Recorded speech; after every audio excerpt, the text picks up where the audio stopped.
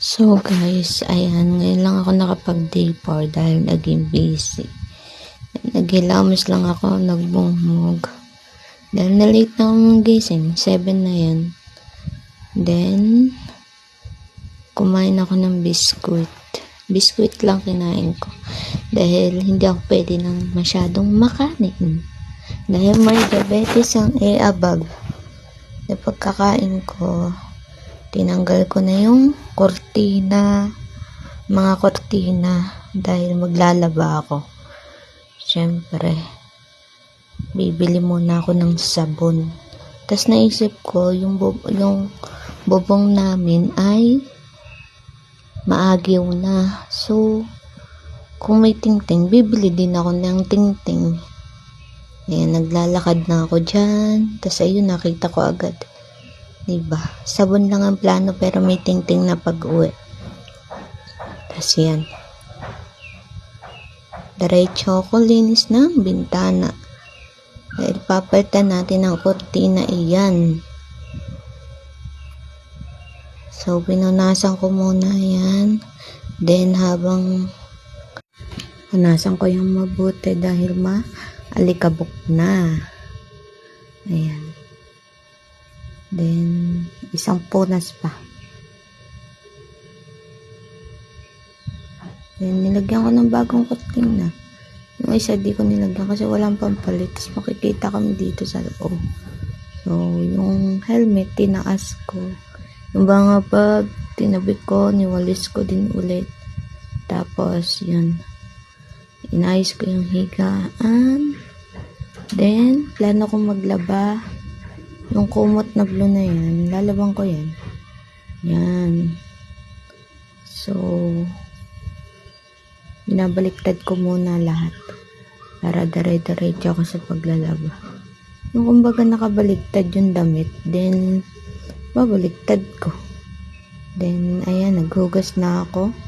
Then, magsasaing ako ng tanghalian yan. Pero, hindi ako nagtanghalian. Siya lang. Kaya, wala akong video na kumakain ako ng tanghalian. Kasi nga, nagda-diet ako. Pero, tinapay naman ako. Tinapay nga lang. Then, saing, hugas. Ayan. Sinalang ko. Then, maglalaba na ako. Ayan, naglalaba na ako. Pero patapos na ako dyan. Kanina pa ako dyan. Kumbaga luto na yata. Sinahin ko yun.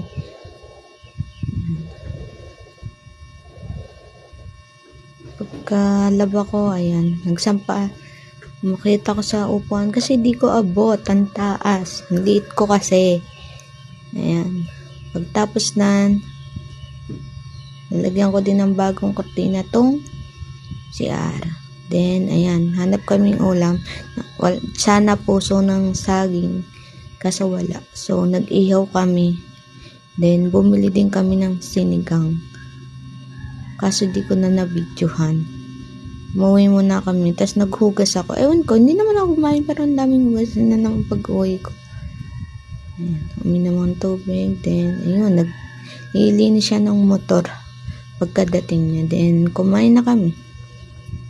Ayun, yung sa tasang dilaw na yun, sinigang yun. Panay gulay kinakain ko. Siyempre. Ngayong gabi lang ako kumain ng kanin. Kasi nga may diabetes. Baka sobra sa kanin mamatay ng maaga. Charot. So, ayan. Yung kanin na yan ay kaunti lang kinain kong kanin. Tapos, sa kanya na lahat. Sabi ko, ayoko magkanin nga ni. Kaso, napakanin ako. Then, ayan. Dalawa lang kami. Pero madami na namang hugasin. Gabing-gabi. Ayan. Naghuhugas na ako at pagtapos naliligo na ako. Siya naliligo na. Dahil tuwing uuwi sa trabaho, yan naliligo na. Pagkatapos ko pagkaligo, tulog na.